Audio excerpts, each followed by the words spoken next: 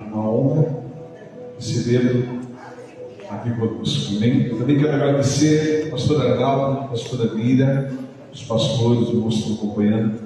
Sou muito honrado com a presença de vocês. Amém? Pastor, sinta-se em casa, fique à vontade, deixa Deus usar, mas derrama tudo. Eu falei para ele, não tenha medo, joga para cima, deixa cair sem nada, deixa Deus fazer a obra. Tá bom? Fica à vontade. Você pode aplaudir o Senhor mais uma vez?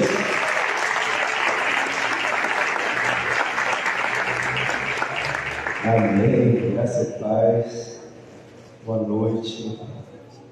Tinha tempo já que eu não voltava aqui, estava ali, legal que você lembra de alguns. Aí tem, não aqui, mas às vezes eu vou em algum lugar e falo, pastor, o senhor lembra de mim? Puxa vida, mas eu sei que alguém lembra de mim. E eu lembrei de alguns quando eu cheguei, você, tem uns que marcam. Louvo a Deus pela amizade, pela aliança. Nasceu em Jerusalém essa amizade, né? 2012, a gente se encontrou em Jerusalém, a primeira vez, já ficamos amigos de lá para cá. Eu louvo a Deus pela vida de vocês. A gente vem conversando no carro, o senhor vai lembrar, da época que a gente fez escolas aqui, eu vinha toda quinta-feira para cá, dar aula, uma loucura. É apaixonante. Eu louvo a Deus por o Senhor, como é que eu posso dizer? Na trama dele, na maneira dele trabalhar, ele acaba unindo pessoas, unindo ministérios, e essa é uma noite poderosa, é a noite onde celebramos o Cordeiro. Amém? Digno é o Cordeiro de receber, digno é o Cordeiro de receber a honra, a glória, a majestade, para todo sempre. Ele é poderoso, amém? Eu estou aqui, eu tenho que entrar no Evangelho de João, mas sinto de ler o Apocalipse primeiro, no capítulo 5. Digno é o Cordeiro. Vamos ler esse texto. Apocalipse no capítulo 5.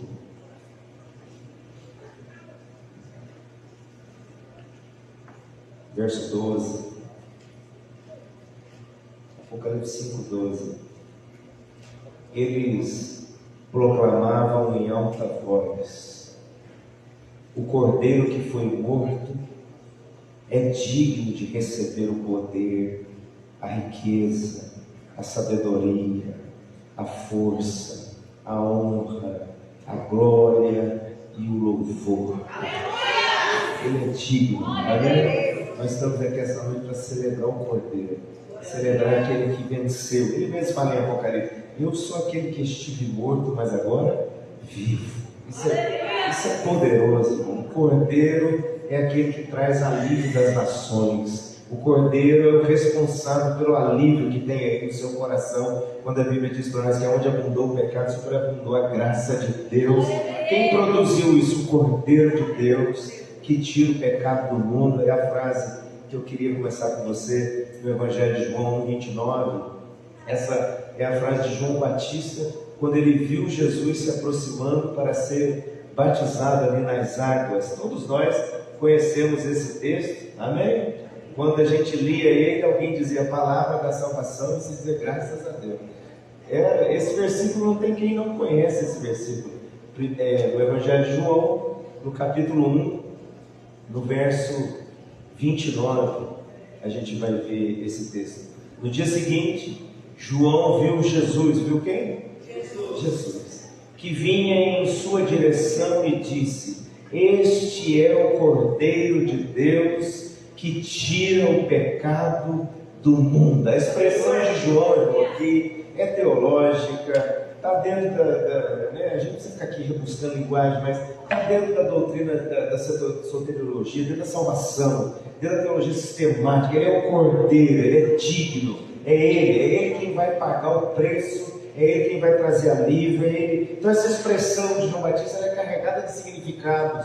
Eu quero tentar olhar para alguns textos para poder entender isso. Quando a gente olha no Antigo Testamento, a primeira vez que a Páscoa é celebrada, todos nós aqui conhecemos. Como é uma noite assim, a gente precisa dessas bases. Ela é o fundamento da nossa fé. Quando nós olhamos em Êxodo, lá no capítulo 12, no verso 3, Moisés vai dizer para ele: olha, dizei a toda a comunidade de Israel, no 10º dia desse mês, cada um tomará para si um cordeiro, conforme a família dos pais. Um cordeiro para cada família. O animal será macho, de 1 ano, sem defeito. Podereis tomar um cordeiro ou um cabrito. Depois pegarão um pouco do sangue, colocarão nos batentes e na viga da porta, nas casas em que tomarem a refeição. Então Moisés chamou todos os anciãos de Israel e disse-lhes: ide, escolhei os cordeiros, segundo as vossas famílias, e sacrificai a Páscoa. Todos nós sabemos que naquele dia eles sacrificavam. A família que era pequena, ela se reunia com 2, talvez 3 famílias para comerem um cordeiro. Eles entraram para dentro de suas casas e o sangue na porta fez com que a maldição passasse pelaquela casa, e a maldição ali não achou lugar naquela casa, porque o sangue do cordeiro estava no umbral daquela porta. Amém? Nós vamos lembrar de João, por exemplo, a sua carta, a sua epístola. Ele vai dizer para nós que o sangue de Jesus Cristo, seu Filho, nos purifica de todo pecado. Então, desde a primeira menção do cordeiro, é de alívio. Eu queria que você falasse isso para a pessoa do seu lado aí. O cordeiro é quem traz alívio. Quando eles estavam ali preocupados com a morte que ia se manifestar sobre a nação, lá sobre o Egito, sobre todas as pragas que já tinham sido derramadas sobre aquele lugar, o que trouxe alívio dentro da casa na noite daquela maldição? O cordeiro. O que trouxe esperança para que as pessoas, depois daquela refeição, poder deitar na cama, os filhos olharem para os seus pais e o pai poder passar segurança para o filho: filho, o sangue do cordeiro está na porta da nossa casa. A carne do cordeiro se misturou com a nossa carne. Nós somos feitos um com o cordeiro. A maldição não pode entrar sobre nós. Então, quando eu olho assim, o cordeiro, semana passada eu estava ministrando sobre isso na igreja. Essa expressão, eis o cordeiro de Deus, eu vejo João falando isso assim, eis o cordeiro. Chegou aquele em quem podemos crer que a maldição não vai achar lugar na nossa vida. Amém ou não?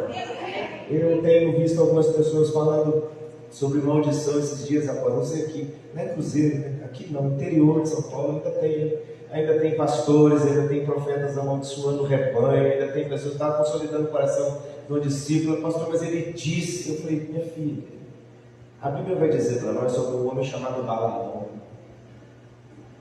É uma doutrina terrível, condenada no Apocalipse depois, que Deus repreende a igreja e fala assim: vocês toleram a doutrina de Balaão. Doutrina de profetas que abriram mão de se casar com o dono da igreja e se tornaram amantes da riqueza que a igreja pode dar a eles, para eles profetizarem o que eles quiserem. É a doutrina de Balaão. Eu falei, quando Balaão percebeu a besteira que ele estava fazendo, aí ele voltou assim, ele disse: como eu vou amaldiçoar ele? Como eu vou amaldiçoar alguém que Deus abençoou? Não existe maldição sem causa, diz para ela, porque o sangue do cordeiro está sobre a sua vida. Não há nada que alguém possa falar para você que vai amarrar sua vida, prender sua vida na desgraça, numa palavra maldita dita em hora errada, dita fora de contexto. E ela me olhando assim, eu falei: a Bíblia aborrece esse tipo de coisa. Você não tem como a maldição repousar sobre você, porque o sangue de Jesus Cristo, seu Filho, está sobre a sua vida. A maldição não entra. Aquele que é nascido de Deus, o maligno não toca. Está escrito. Então, quando João está olhando para Jesus vindo na direção dele, para mim a expressão que ele tem é de alívio. O Cordeiro de Deus, que tira o pecado do mundo. Aí quando a gente olha a primeira menção, a primeira edição da festa de Páscoa nas Escrituras, é o texto do Êxodo que a gente acabou de ler, que a praga, a maldição ia vir sobre toda a nação onde eles estavam, no Egito. Mas o Cordeiro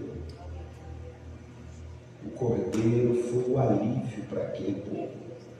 O Cordeiro foi alívio, o Cordeiro pagou o preço. O Cordeiro é o responsável pelo livramento. O Cordeiro é o responsável por deitar na cama à noite, livre de toda maldição. O Cordeiro vai trazer esperança no meu coração, porque já nenhuma condenação há para aqueles que estão em Cristo Jesus. porque nem altura, nem profundidade, nem morte, nem uma coisa que exista hoje, ou outra coisa que inventem amanhã, nem um demônio que tenha poder hoje, ou outro que seja denominada autoridade para desatar alguma maldade amanhã, nada pode separar você e eu do amor de Deus que se manifestou através da vida de Jesus, o Cordeiro perfeito, o digno de toda honra, majestade, domínio, poder. Ele é quem tem os 7 espíritos, ele é quem tem a chave que abre e ninguém fecha. Quando João está olhando, eis o Cordeiro, tem expressão de alívio nele, assim como a família, lá na primeira edição da festa, saiu, porque Moisés disse para eles: procurem um Cordeiro, e eles saíram em casa. Não pode ser um Cordeiro defeituoso, não pode ser um Cordeiro manco, não pode ser um Cordeiro cheio de mazelas, e aí eles acharam um Cordeiro digno daquela ocasião, e ele, inocente que era, arcou com o peso da morte, da maldição. Ele não tem culpa alguma, mas o sangue dele inocente fala, assim como o sangue inocente de Abel grita. O sangue de Jesus Cristo, seu Filho, tem poder sem igual, sem igual. Não há nada que possa tocar você e eu debaixo do sangue do Cordeiro. Entende o alívio de João? Estou aqui tentando a introdução eu acho que você pegou. Quando ele vê Jesus, ele diz: Cordeiro. Como quem viu o Cordeiro nos dias de Moisés, achamos o Cordeiro. Nós estamos aqui para celebrar o Cordeiro, nós estamos aqui para dizer que o Cordeiro é digno de honra e de glória. Senhor, só com alívio. Olha, tem 10 pontos que Agostinho falava sobre a interpretação de um texto, e tem um dos pontos que eu acho muito interessante, que ele fala que o conhecimento é progressivo. À medida que a sociedade avança, o conhecimento avança com ela. Amém? Nós temos na história quem que estudou na época de escola o átomo. Se você respondesse a menor molécula era o átomo, você acertou a questão. Se você responder isso hoje na prova, não é mais. Já dividiram o átomo, agora é prótons, elétrons, já dividiram mais. Na minha fase falou no prótons e elétrons. Meu filho falou: não, pai, já dividiu mais, foi dando outros nomes. Quem ensinou que a menor molécula era átomo? Está errado? Não, ele ensinou até onde o conhecimento dele ia. A revelação de Moisés sobre o Cordeiro é toda a revelação sobre o Cordeiro? Não, mas ele foi até onde o texto permitia. Mas tem uma revelação sobre o Cordeiro mais ainda antiga do que a de Moisés? Tem a de Abraão. Em Gênesis, capítulo 12, quer ler comigo? Do que o Senhor está falando? Eu quero te falar sobre o alívio. Fala para a pessoa do seu lado aí: alívio. Jesus falou: vinde a mim, todos vós que estáis cansados, sobrecarregados, eu vos aliviarei. Por que ele pode falar isso? Porque ele é o Cordeiro. O preço está sobre os seus ombros. Todos conhecemos essa história, mas eu preciso dela para você entender esse alívio. Acho que se a gente entender isso aqui hoje à noite, vai valer o fato da gente ter se reunido aqui. Gênesis, no capítulo 22, vai falar assim: depois dessas coisas, eu não sei se está pronto. Não, então segue o barco. A minha Bíblia é Almeida século 21, talvez fique um pouquinho diferente da sua. Uso ela para ser tradução mais formal, organiza o verbo, ganha dinâmica na leitura. Se ficar muito diferente da sua, me ouça. Gênesis 22, verso 1, fala assim: depois dessas coisas, sucedeu que Deus provou a Abraão. Provou quem? Dizendo: e Abraão? Ele respondeu: estou aqui. Deus prosseguiu: toma teu filho, teu único filho Isaque, a quem amas. Fala comigo: único filho. Quem sabe que Abraão teve um outro filho chamado Ismael? Será que Deus esqueceu? Não, Deus não reconhece o seu filho de precipitação. Deus só reconhece os planos dele. Nossas precipitações, Deus reconhece o que é a boa, perfeita e agradável vontade dele na sua vida. Deus tem propósito de fidelidade com aquilo que ele disse que ia fazer na sua vida. Nós olhamos a Escritura, mesmo quando somos infiéis, ele permanece o quê? Fiel. Então ele olha para Abraão e fala: eu quero provar você, eu posso provar no que eu não te abençoei. eu quero provar você no que eu disse que te daria. Eu quero que você pegue o seu filho, aquele filho a quem você ama. Todos sabemos que Isaac significa sorriso, que Abraão já era um homem de 100 anos já quando chegou a ter seu filho. Não é uma situação fácil. Num período daquele onde, quando a gente lê a Escritura, fala que os filhos são como flechas na aljava, ou seja, na cultura do Antigo Testamento, quanto mais filhos uma família tivesse, um clã, quanto mais filhos homens aquela família tivesse, mais segura aquela família estava. Abraão já era um homem avançado de idade, ele ia ter que trazer herança sobre o sobrinho dele, mas agora ele tem um filho, família, um filho. Esse é o filho que trouxe alegria para dentro da casa dele. Agora o Senhor fala para ele: olha, você vai pegar o filho a quem você ama, vai à terra de Moriá e oferece-o ali em holocausto, sobre um dos montes que te mostrarei. Sabe quando Deus pediu o sacrifício humano na Escritura? Só aqui. Aliás, a lei abomina o sacrifício humano. Aí o Senhor vem para Abraão e fala assim: eu quero que você sacrifique o seu filho para mim.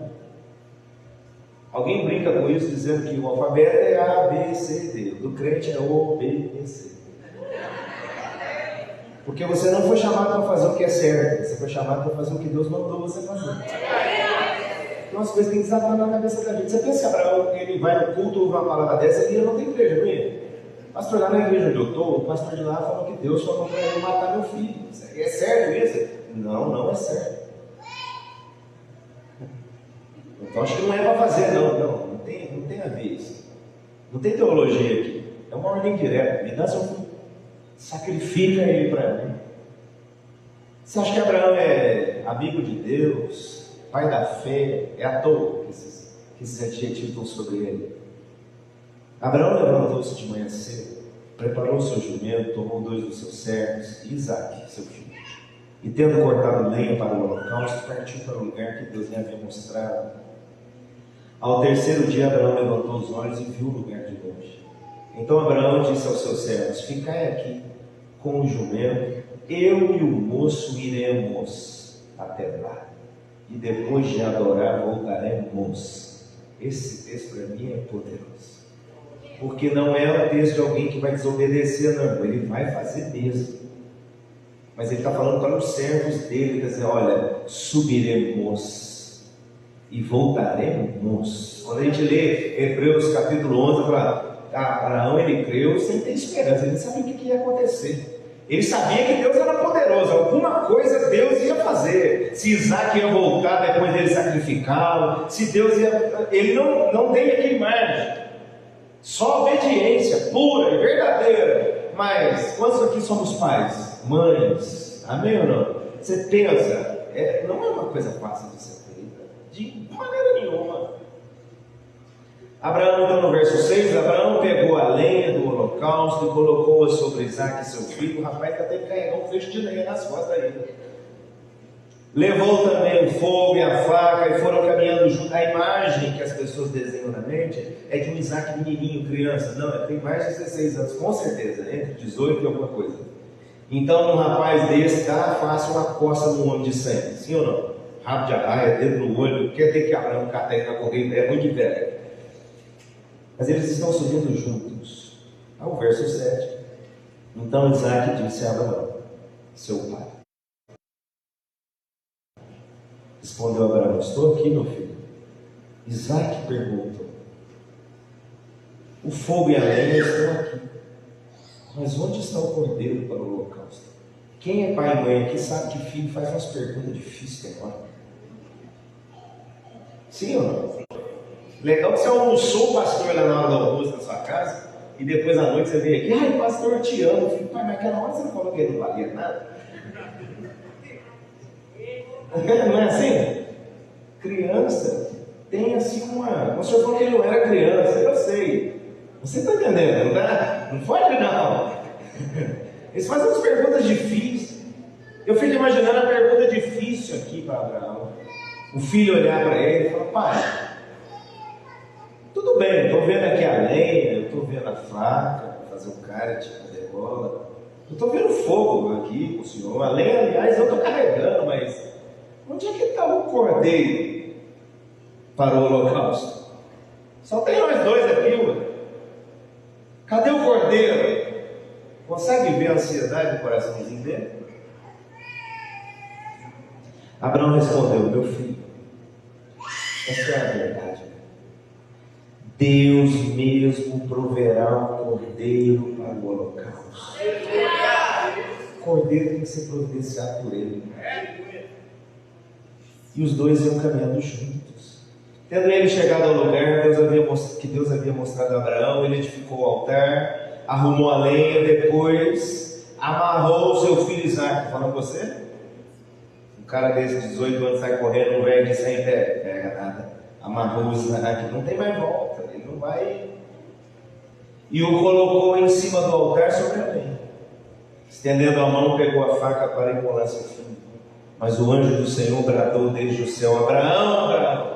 Ele respondeu: estou aqui. Queria fazer mesmo.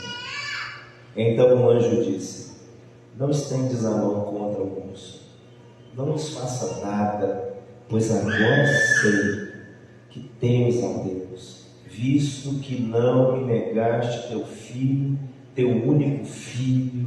Abraão levantou os olhos e viu atrás de si um carneiro preso no mato pelos chifres. Pensa quando ele viu o carneiro. É a mesma coisa de João. O carneiro, o cordeiro, o cabrito. Não é o nome que eu estou te falando. É quem vai pagar a conta naquela hora. É quem vai providenciar a descida do Isaque do lugar do sacrifício. É o substituto perfeito. Quando Abraão virou as costas, o carneiro, o cordeiro, vou chamar de cordeiro, de carneiro, depende da tradução, mas ele estava lá pronto para ele. Ele não viu, ele viu o anjo preparar aquilo para ele, ele viu quando é que foi que o anjo amarrou e buscou o chifre daquele carneiro naquele mato. Não, ele não viu nada disso, mas o Senhor, amém? Desde a antiguidade ainda não se viu nem se ouviu um Deus que trabalha para aqueles que nele esperam. O Senhor vai providenciar o cordeiro. O Senhor vai providenciar o cordeiro, a saída. A palavra dele declara que ele não dá prova maior do que você pode suportar. Junto com a prova, ele dá um escape, ele deu uma saída. E a saída de Abraão chama cordeiro. Cordeiro, por quê? Porque ele está para matar o próprio filho. E quando ele viu o cordeiro, eu vejo a língua no coração dele, você consegue ver? Ele viu o cordeiro preso pelo chifre. O cordeiro de Deus vai substituir o sangue do meu filho, e eu vou poder cumprir a profecia que eu dei para ele. Subiremos, voltaremos, porque o cordeiro pagou o preço. O cordeiro é quem vai garantir a palavra para se cumprir na sua vida. O cordeiro é a segurança que você vai deitar na sua cama e vai dormir em paz. E nenhuma crise, nenhuma ansiedade, nenhuma mortandade, nem praga nenhuma vai chegar na sua tenda, porque o cordeiro está preparado para mim e para você. Abraão não viu, mas Deus está preparando. É uma mensagem antiga que a gente fala sobre ela há muito tempo. Enquanto Abraão de um lado da montanha está subindo com seu coração angustiado, porque ele sabe que o sacrifício é o próprio filho. Enquanto ele está subindo desse lado da montanha, com lenha, com fogo, com faca e com a indagação do filho, e ele fala: olha filho, Deus proverá para si o cordeiro. Ele tem fé, mas ele não sabe o que vai acontecer. Do outro lado da montanha, o anjo está subindo com o cordeiro sem que ele saiba, sem que ele escute, sem que ele sinta cheiro, sem que percepção alguma dele é capaz de perceber o que Deus está preparando para ele. Aí Paulo vai dizer para nós: nem olhos viram, nem ouvidos ouviram, nem jamais penetrou na mente humana o que Deus tem preparado para você. Deus é capaz de preparar o cordeiro para você. Deus é capaz de preparar a saída para você. Deus é capaz de preparar o caminho por onde você vai escapar. Ele é poderoso. Amém ou não? Ele é poderoso. Quando Abraão viu o cordeiro chegou.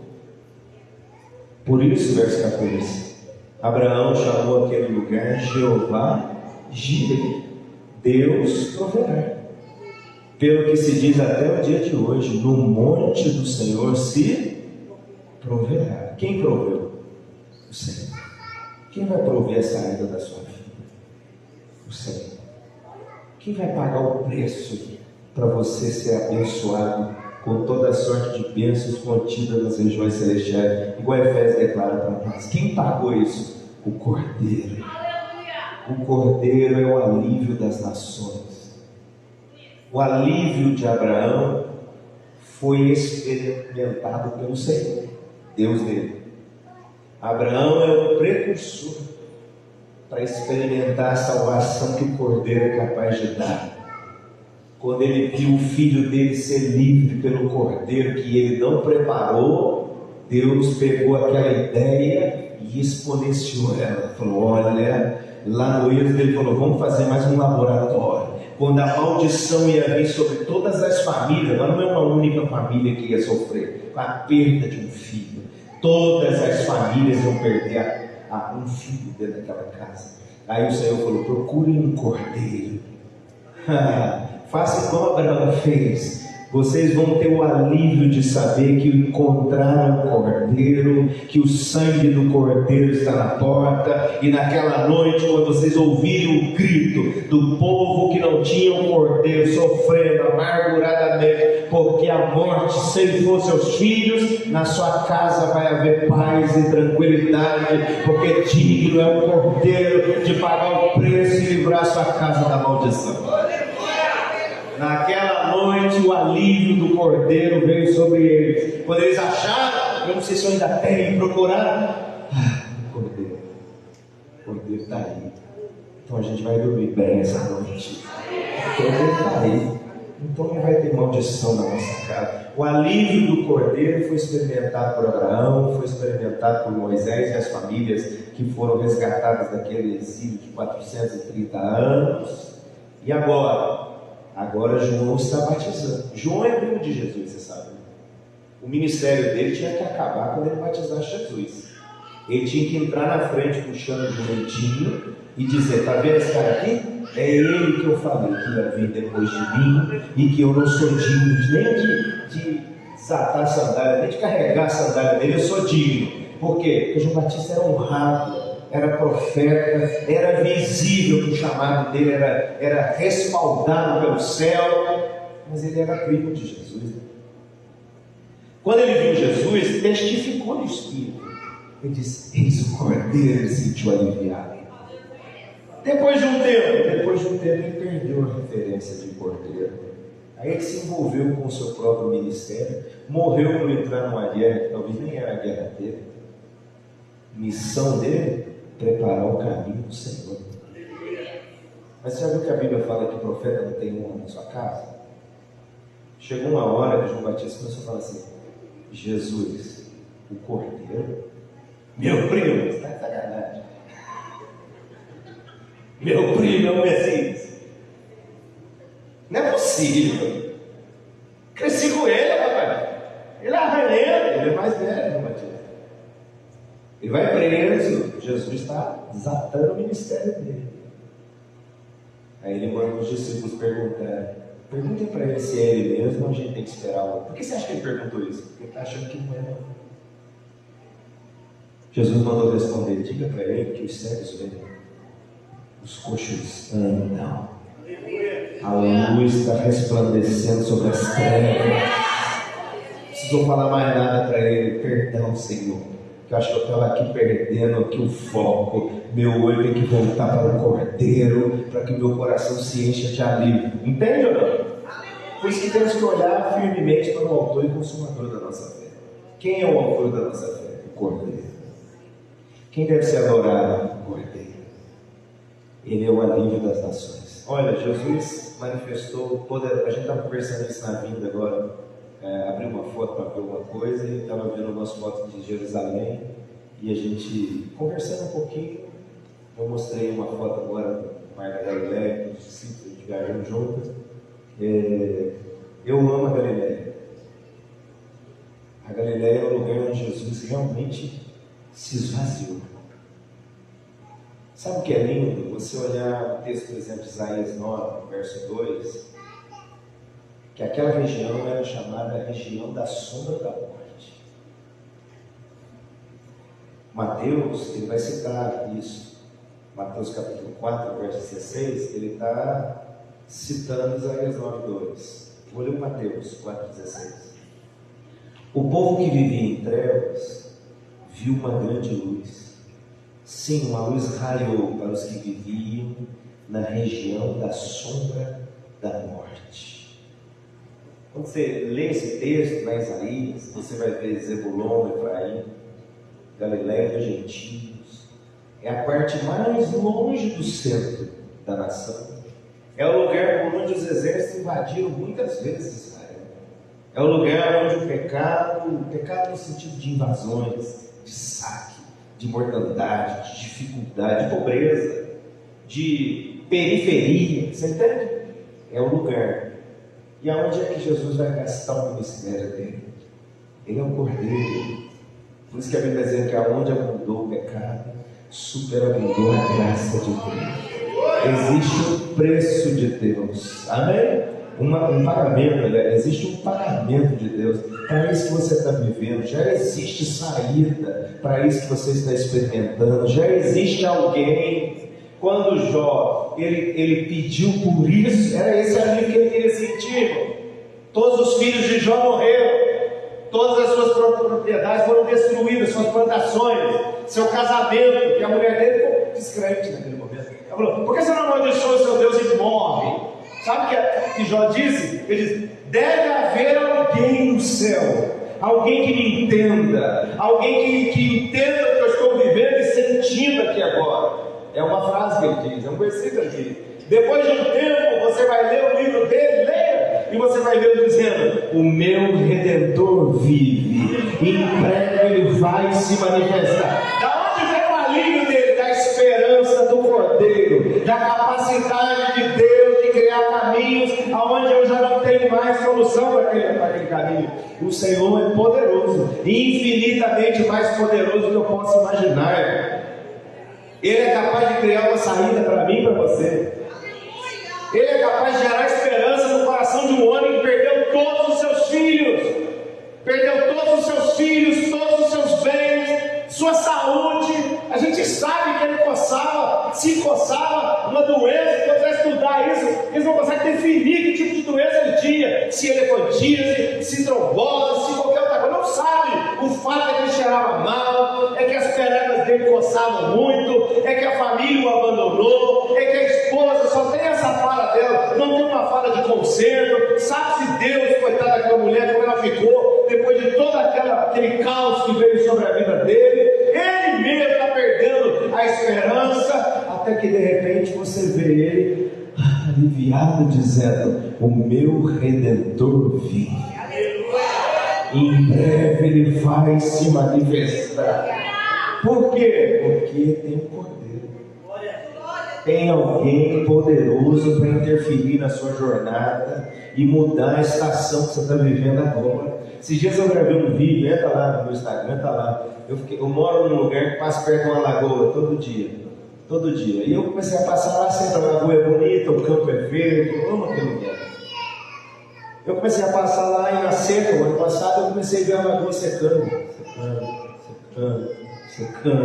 Aí eu comecei a fazer uns vídeos da lagoa. Foi indo, ela ficou seca. Acabou o lago, os peixes morreram. No final eu estava vendo os peixes pulando assim, as garças pegando. Meu Deus, nunca tinha visto aquilo. Ela foi morrendo, a vida que havia nela foi se esvaindo, acabou.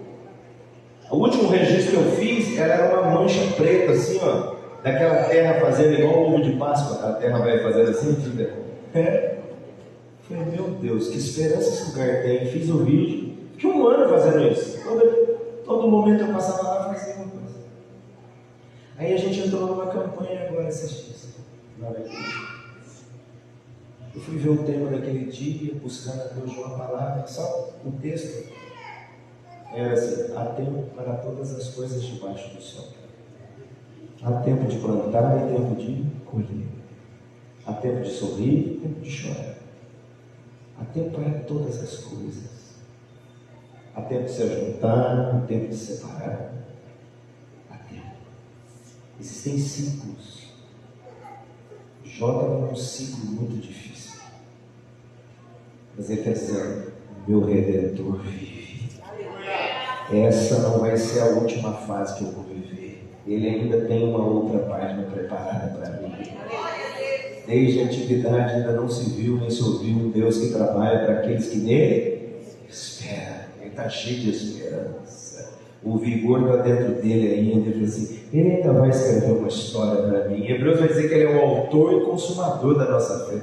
O autor tem poder ou não sobre a história? Já assistiu alguma série? Não vai levantar a mão agora. Já assistiu alguma novela? Já! Aí você está lá assistindo o seu episódio favorito, o personagem que você estava gostando morreu. Já viu? Assistindo uma série e tal, o cara morre. Você fala: puxa, morreu. Mas aí caiu o ibope, né? A morte daquele cara não fez bem para a trama. Aí o autor errou um jeito. Você assistiu o Velozes e Furiosos? O japonês morreu lá na explosão daquele carro, lá no Japão. Aí todo poxa, o japonês morreu. Aí quando fizeram o filme de novo, o japonês saiu antes do carro explodir. Aí você falou: o japonês está vivo? E você ficou animado. E por que ele pode fazer isso? Porque ele é o autor da história. Ele mata e revive quem ele quiser. Entende que você está lendo a Escritura? A Escritura está falando da sua vida e está dizendo que o Senhor Deus Todo-Poderoso é o autor da sua fé. Você pode estar vivendo uma fase hoje secou, não é possível que haja saída para isso, meu amigo. A janela do céu vai se abrir, a chuva vai voltar a cair sobre a terra, a semente vai voltar a brotar, a lágrima de tristeza vai ser substituída pela lágrima de alegria e de gratidão.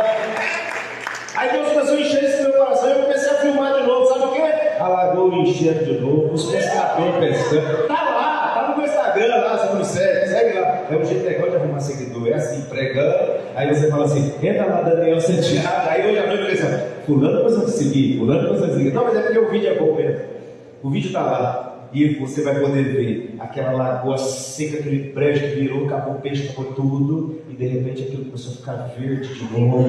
A esperança voltou para aquele lugar. O último registro que eu fiz estava igual o Pantanal. Os cavalos estavam lá dentro, com água até no pescoço, o mato assim. Pensa que estava bom o cavalo, não estava? Dias atrás, meu amigo, só tinha terra seca naquele lugar, a vegetação parecia até o deserto da Judeia. E agora que aquele ciclo passou, você nem parece que é o mesmo lugar, está verde. O cavalo com água até o pescoço. Ele pode escolher o que ele quer, né? O capim nasce assim, ele come o capim e bebe água do lado, refrescado, só o pescoço lá de fora. Eu fiquei filmando, aí esse texto de Eclesiastes veio no meu coração. Há tempo para todas as coisas debaixo do sol. Você pode estar vivendo um dia mal hoje, mas o seu Redentor vive, e em breve ele vai se manifestar. Quando você virar o olho, o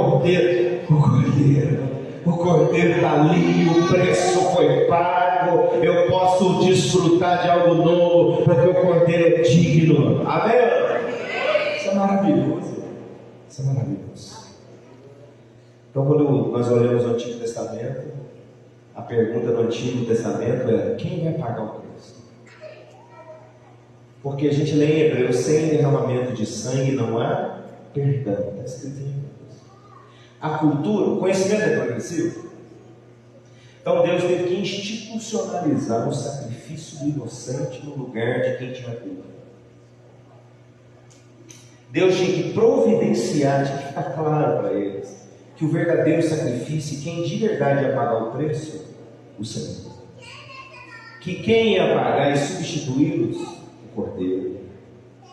Anualmente a gente tem o sacrifício da Páscoa, o holocausto, o bode expiatório, né, que era colocado para fora da cidade para receber a punição em si dos pecados da nação. Não sem propósito, Jesus foi sacrificado fora dos muros da cidade, porque Ele é aquele que vai trazer expiação sobre a nação. A culpa vai vir sobre Ele. Quando João Batista está vendo Ele, o Cordeiro chegou. O motivo da gente se abençoar está aí. Ele começou a contar, era dele que eu estava falando para você, né? É Ele, ó, o Cordeiro de Deus, que tira o pecado do mundo. Pedro vai falar para nós, 3,15, que a gente tem que saber a razão da nossa esperança. Já leu esse texto? Ele fala para nós, olha, vocês precisam reverenciar a Cristo, ler até 3,15, como Senhor no seu coração. Você tem que ter essa reverência, que Cristo é o Senhor no seu coração. Pedro fala isso. Estais sempre preparados para responder a tudo que vos pedir a razão da esperança que é em vós. Porque as pessoas vão indagar para você, como é que você pode ter esperança numa situação dessa? Você vai dizer para ela, por causa do Cordeiro. O apóstolo Paulo falou assim, olha, eu aprendi a viver contente em qualquer situação. Eu sei viver quando tenho muito, sei viver quando não tenho nada. Porque o maior é aquele que é em mim. A razão da esperança dele vinha da onde? Do Cordeiro. Você não precisa ser teólogo, não precisa decorar tantos textos, mas a razão da sua esperança tem que ser clara. Da onde vem a sua esperança? Do Cordeiro de Deus, que tira o pecado. Nós estamos aqui essa noite para celebrar o Cordeiro, amém? Veja bem, a pessoa vai estar lá com você, ela vive o mesmo ciclo que você, trabalha na mesma empresa que você, sofre as mesmas retaliações que você, vê você chorando como ela chora, você decepcionado como ele também está decepcionado, mas no outro dia a pessoa olha nos seus olhos, parece que você não é aquele que saiu chorando ontem, e pela manhã ele está olhando, o que aconteceu com você essa noite? As misericórdias do Senhor se renovam a cada manhã. Eu lembrei do Cordeiro de Deus que tira o pecado do mundo. Amém? Eita glória! As misericórdias do Senhor se renovam a cada manhã. O apóstolo Paulo vai falar para nós em Coríntios que mesmo que o meu exterior se corrompa, o meu interior se renova dia após dia. Por quê? Porque quando você nasceu de novo, a Bíblia diz que o Espírito de Deus testifica no seu espírito que você é filho de Deus. O grego de testificar é se unir. O Espírito de Deus, está com letra maiúscula lá em Romanos 8,16. O Espírito de Deus testifica com o seu Espírito, se une ao seu Espírito e prova para você que tem esperança, que tem saída, que tem solução. A profundidade da altura, da sabedoria de Deus começa a ser derramada dentro de você mediante a ação do Espírito de Deus que está sobre você, que é o penhor, que é a garantia, que é o selo, que diz que você está autorizado a participar das verdades celestiais. O homem olha para você e vê um homem, Deus olha para você e vê alguém lavado, remido no sangue do Cordeiro, cidadão do céu, propriedade exclusiva de Deus, nação santa, povo que vai se assentar nas regiões celestiais com Ele e vai governar com Ele para sempre. O inferno quer que você se sinta um nada, mas o Senhor já fez de você tudo, através de quem? Do Cordeiro de Deus, que tira o pecado do mundo, que abriu mão da sua glória, se diminuiu e se fez homem. Se é para Ele, digno é o Cordeiro. Digno é o Cordeiro que na eternidade um dia abriu mão da sua glória, como Paulo vai dizer para nós, tem de vós o mesmo sentimento que houve nele, porque Ele sendo Deus, Ele não fez caso disso, Ele não levou isso em consideração, Ele diminuiu-se a si mesmo, aniquilou-se a estatura de um ser humano, morreu, ressuscitou. Amém ou não? Então, uma mensagem antiga que eu vou acabar entrando nela, não vou conseguir fugir, eu queria terminar aqui, mas estou lembrando. Jesus, irmão, é o unigênito, era o único, como era o único o Isaac de Abraão. Mas o Senhor não tirou, não poupou ele da cruz, como poupou Isaac. A única vez que Jesus sentiu que Deus não estava com ele foi nesse momento. Porque o Senhor me abandonou, eu nunca senti essa distância. O pecado, o corpo do pecado, eu sou ele. Ele morreu. Mas a Bíblia diz que aquele que desceu é o mesmo que subiu. E levou consigo o cativeiro. Levou as almas daqueles que estavam lá, naquele lugar onde Jesus conta que tinha um abismo. Naquele dia Jesus arrumou esse lugar. Não dá tempo para explicar, não. Só tem mais 5 minutos para pregar, aí vai ficar teológico demais. mas ele levou as almas do cativeiro com ele para o paraíso. Junto com elas, encabeçando a fila, o ladrão que estava com ele naquele último momento. Naquele último momento, um ladrão está dizendo, blasfemando. O outro ladrão está olhando para ele. O cordeiro. Aleluia! O Senhor é o cordeiro, não é isso? Se o Senhor lembrar, me deixe entrar nesse negócio aí, nessa salvação, nesse paraíso. Hoje ainda, a gente vai entrar lá. Hoje ainda você vai ter cabeçando a fila comigo, nós vamos entrar na eternidade. Só que até então Jesus é unigênito, você entende isso? É o único Filho de Deus. Vou parar aqui. É o único Filho de Deus. Ele morre. Desce às partes mais baixas da terra. A morte consegue segurar ele lá? Ao terceiro dia ele ressuscita. A Maria vem correndo com essa questão. Quando ela chega lá e está lá dentro, ela só achava os lençóis. Quem estava lá? Os anjos, dizendo para elas: olha, por que vocês estão procurando entre os mortos aquele que vive? Ela não caiu a ficha da Ana. Ela disse: se vocês souberem onde vocês colocaram ele, conta para mim, pô. Fala para mim onde é que vocês colocaram o corpo dele. Aí eles estão ali na cena, ela sai daquele lugar, vai lá para fora. Quando ela chega lá fora, ela viu alguém pensando que era um jardineiro, né? Aí ela fala assim: se o senhor sabe onde puser, conta para mim. Aí ele chama ela, Maria. Não tem jeito. Aí você consegue, dá até arrepio, cara. Ele só fala assim: Maria. Ela: Senhor, mestre. O que ela vai fazer? Ela vai louca para dar um abraço nele. Já leu o Evangelho de João? Não vou ler, não dá mais tempo. Nós estamos acabando, mas eu entrei numa mensagem aqui. Olha bem, ela dá uma olhada para ele assim e ela vai louca para abraçar ele. O Evangelho de João, lê depois. Se você é de Beré, lê agora. Mas ela vai abraçar ele. Aí ele fala para ela: não me toque. Eu ainda não me apresentei ao Pai. Avisa os discípulos e avisa Pedro que eu vou encontrar com eles na Galileia. Mas eu preciso acessar a eternidade. Amém ou não? Eu preciso assumir o meu lugar agora. E Davi não viu isso? O Salmo 101, Davi falou assim: eu vi o Senhor, no original, eu vi Yahvé falando para o Senhor, com letra não todas maiúsculas, Adonai. O que Davi? Olha Davi. Davi viu Jesus chegando na eternidade, Deus Pai falando para ele: se assenta no trono até que eu coloque todos os seus inimigos debaixo dos seus pés. Salmo 101, se eu não me engano.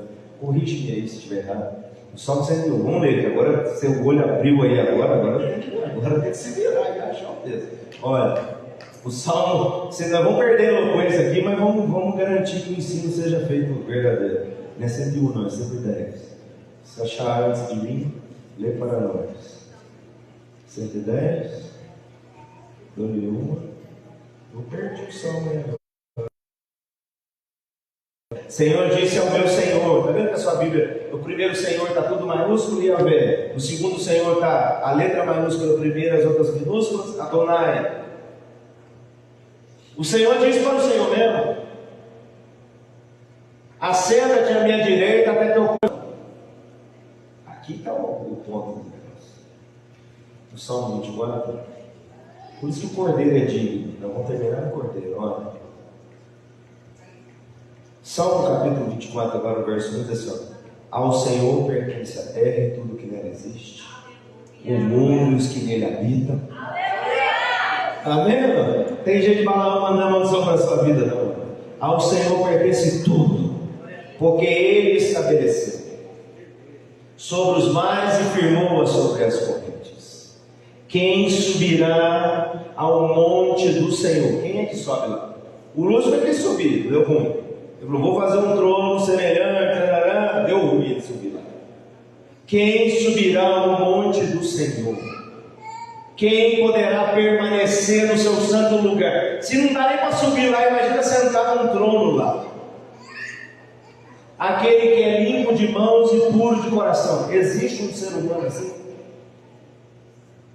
Que não entrega a sua vida a mentira nem jura com engano. As pessoas acham que é isso aqui que vai levá-las para o céu. Não, aqui não está falando de pessoas, aqui está falando de uma pessoa. esse receberá a bênção do Senhor e a justiça do Deus que lhe dá salvação. Assim é a geração dos que buscam a sua presença, ó Deus de Jacó. Interlúdio, isso é uma música. Olha o verso 7. Levantai, ó portas, as vossas cabeças, levantai-vos, ó entradas eternas, para que entre o Rei da Glória. Alguém de dentro falou para alguém na porta: levanta a cabeça para que entre o Rei da Glória. Aí alguém diz, no verso 8: quem é o Rei da Glória?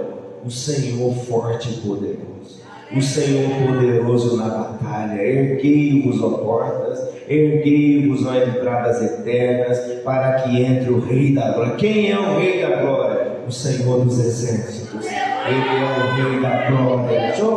Você está glorificando, eu vou ajudar você a glorificar um pouco mais alto. Você sabe que Adão foi expulso do paraíso e Deus colocou querubins na entrada do paraíso e nunca mais ninguém passou por lá. Amém? Esse lugar está fechado. As pessoas estão procurando o Éden na terra. O Éden é uma dimensão, é o paraíso, é um ambiente preparado para os filhos de Deus. Amém? Ninguém entra e sai por esses portais eternos. Jesus morreu e ressuscitou. Ele vai entrar no céu por onde? Ele não é o mesmo Jesus que desceu.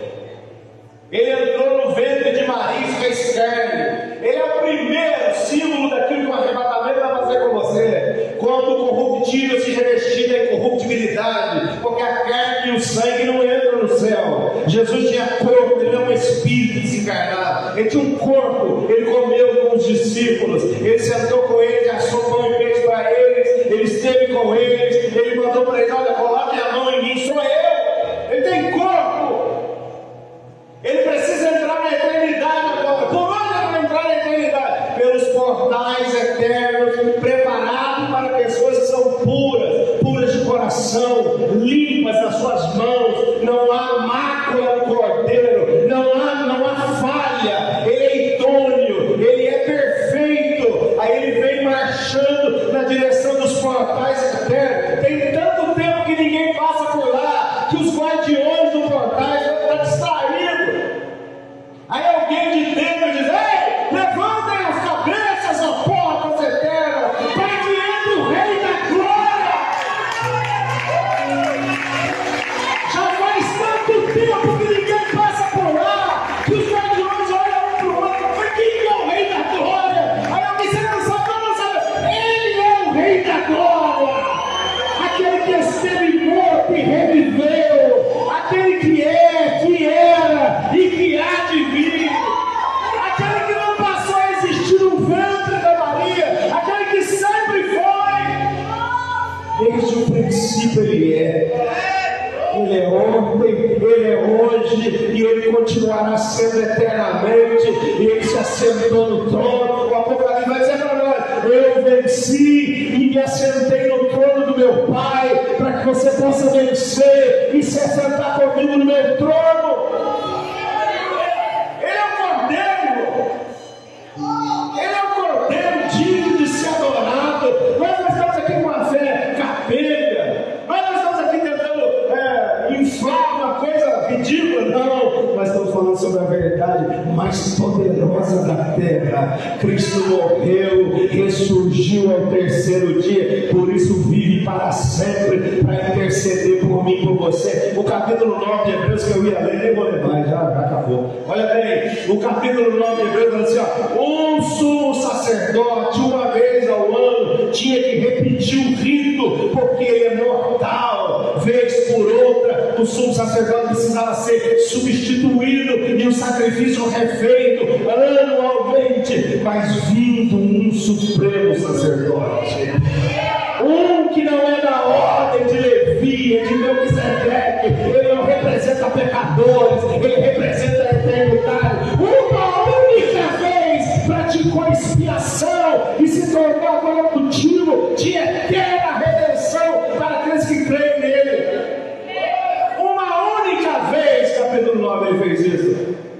27 ele fez: porque aos homens cabe morrer e viver uma única vez. Ele, numa única vida, pagou o preço pela eternidade. Fica de pé em nome de Jesus. Eu não sei qual ciclo você está vivendo hoje, mas a gente está aqui hoje para celebrar o Cordeiro. Eu não sei qual fase essa igreja está vivendo hoje, mas a gente vive, a igreja vive por causa do Cordeiro que já entrou nos portais eternos. Eu não preguei a mensagem inteira. Lembra que ele é o unigênito, é o único filho que Deus tem. Quando ele entrou pelos portais eternos, a Bíblia parou de chamar ele de unigênito, passou a chamar ele de primogênito. Primeiro é o quê? Primeiro é primeiro. Se tem primeiro, irmão, tem segundo, tem terceiro, tem quarto. Ele é o primeiro da nova espécie que vai viver na eternidade. O primeiro que experimentou um corpo glorificado. O primeiro que venceu a morte vai viver eternamente com um corpo na eternidade, na presença do Senhor Todo-Poderoso. Depois dele vai entrar você, cada um de nós. Por quê? Porque ele é o Cordeiro de Deus. O alívio tem que vir sobre o teu coração nessa noite, quando você olhar para Jesus e dizer: Cordeiro, o motivo da sua esperança vive, o motivo da sua redenção vive, o motivo de ter saída para isso que você está vivendo hoje vive. Depois de deitar na sua cama e esperar, porque a boa notícia vai bater na porta, porque ele é o autor da sua fé. Ele está lendo a sua história, está na hora de virar essa página. Ele vai virar a página e ele vai dar ordem aos seus anjos a seu respeito. A profecia dele diz assim, que o vale vai ser aterrado, as montanhas vão ser aplainadas. Ele diz: quer dizer, eu vou criar para você um caminho no meio do deserto, no meio daquilo que você olha e fala: não tem saída para isso aqui. O Senhor, mediante o sacrifício de Jesus, é capaz de transportar você do império das trevas para a sua luz, de guiar e entregar um caminho para você. Amém? Na minha igreja, muitas vezes, todas as vezes, eu termino o culto, me perdoem se escandalizar, mas profiro a bênção sacerdotal lá de número 6. Ela mexe comigo, porque ela diz assim: que o Senhor te abençoe e te guarde, que Ele resplandeça o rosto na sua direção. Você sabe que Moisés um dia queria olhar para o rosto de Deus, não dava, tá? Por quê? Porque a glória é a glória da face do Senhor. Então, quando a Bíblia declara para nós, se tivesse escuro, a gente ia poder fazer isso. Eu não estava aqui preparado, mas me lembrei, sabe? A face